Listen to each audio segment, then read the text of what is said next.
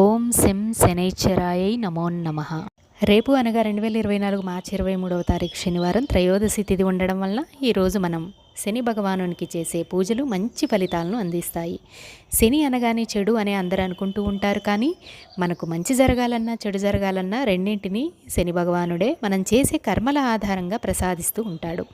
మరి ఆయన మంచి దృష్టి అనేది మనపై పడాలంటే మనం ధర్మాన్ని ఆచరించి నడుచుకోవాలి, తోటి వారికి సహాయం చేయాలి. అనగా అన్ని రకాల జీవులకు కూడా ఏదో ఒక సహాయం చేస్తూ ఉండాలి. మన స్తోమతను బట్టే చేయాలనుకోండి. చిన్న సాయం పెద్ద సాయం అని ఏది ఉండదు. నిజాయితీగా చేస్తున్నామా, ప్రేమగా చేస్తున్నామా లేదే అని ఉంటుంది. అలా చేస్తే శని భగవానుడు సంతోషించి మనపై ఆయన చల్లని దృష్టి ప్రసరింపజేస్తాడు. ఈరోజు స్వామిని మనం వీలైనన్ని సార్లు ఈ నామజపంతో స్మరించుకుందాము. అప్పుడు మన చెడు కర్మ అనేది తొలగిపోతుంది. ఓం శన్యారిష్టేతు సంప్రాప్తే శని పూజాంచ కారయేత్. శని ధ్యానం ప్రవచ్యామి ప్రాణపీడోపశాంతయే.